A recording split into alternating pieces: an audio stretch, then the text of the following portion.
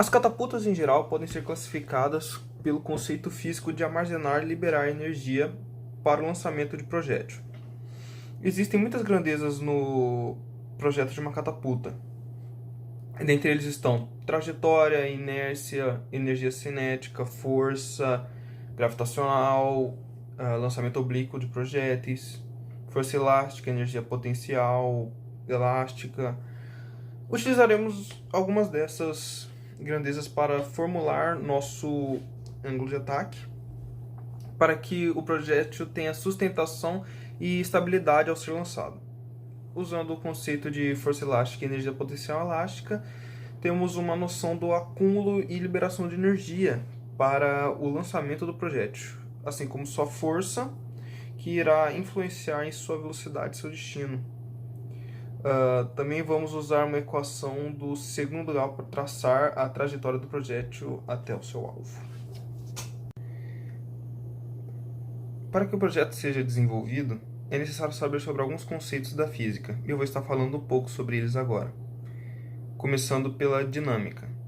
A dinâmica é a parte mecânica que analisa as causas de movimentos e de seus efeitos, estudando o comportamento dos corpos e das forças que geram ou modificam os movimentos. Para compreender a dinâmica, é necessário ter o conhecimento das 3 leis de Newton, sendo a primeira lei de Newton, que é conhecido como a lei da inércia.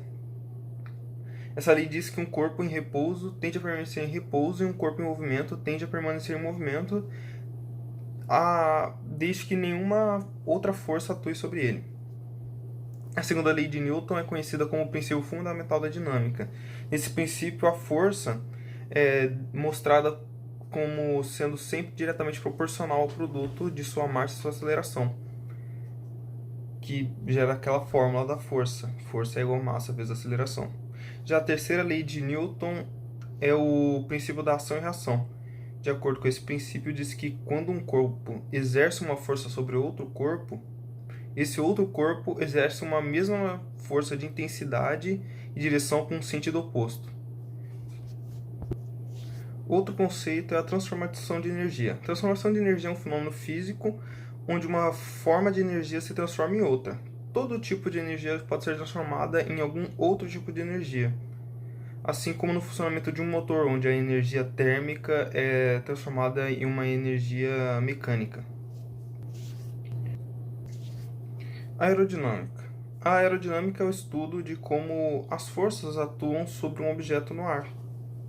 As forças aerodinâmicas atuam sobre todo objeto que se desloca no ar, seja ele uma bola, um carro, uma pessoa, onde é relacionada à velocidade do fluxo de ar e da pressão sobre esses objetos. Agora falando sobre o impulso. O impulso é uma grandeza vetorial, ou seja, ele tem direção, módulo de sentido. O impulso mede a mudança da quantidade de movimento que um corpo sofre, onde atua uma força durante um intervalo de tempo. O impulso sofrido por um corpo é proporcional à força exercida sobre ele e ao intervalo de tempo de aplicação sobre essa força. Portanto, quanto maior o impulso, maior a força aplicada e maior a duração da aplicação da força. Lembrando que a direção e o sentido são os mesmos do vetor F, força.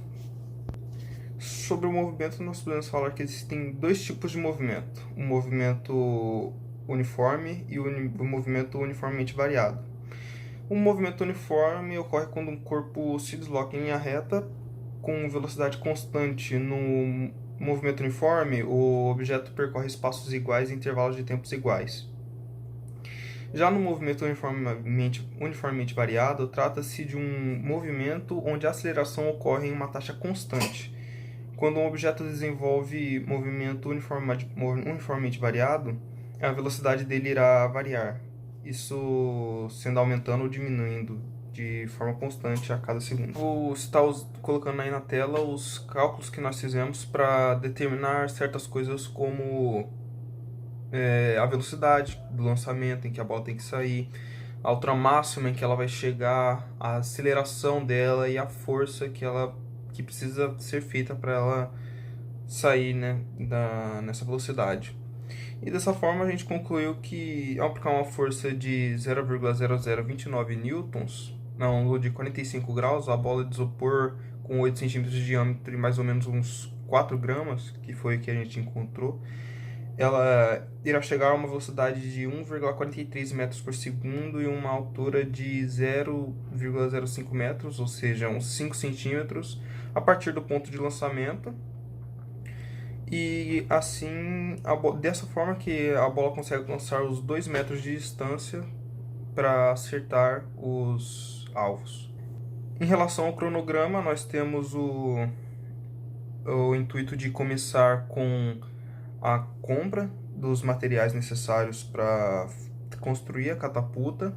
Em seguida, nós vamos dividir as partes da catapulta para cada um construir sua parte. Depois a gente passa para montar ela e então começar os testes da catapulta e fazer as devidas alterações caso necessário.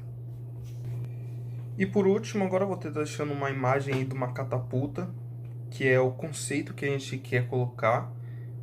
Ela tem essa base, esse suporte para o braço dela, que vai rotacionar até certo ponto e depois vai ter que ser vai ser aplicado o conceito de força elástica nela, porque ela vai se deformar, o braço dela, e os elásticos vão ajudar ela a voltar para o ponto inicial, junto com o contrapeso, claro, que vai ajudar no lançamento da bola.